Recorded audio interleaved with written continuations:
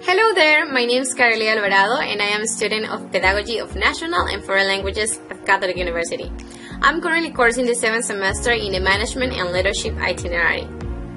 My experience studying this career has been really significant for my professional life because most of the information that our knowledgeable teachers provide us is useful and also connected to reality.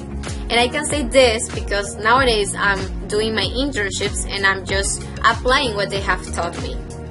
Additionally, I enjoy most of the classes because they are interactive and fun, and because teachers use the necessary resources to make it easier for us to understand them. I consider that one of the most advantageous things I was able to experience here is that I participated in the project called English Storytime. And I say advantageous because since the first semester it allowed us to learn a little about the teaching world. To be really honest, at the very beginning I was afraid of everything. It was like a new world for me.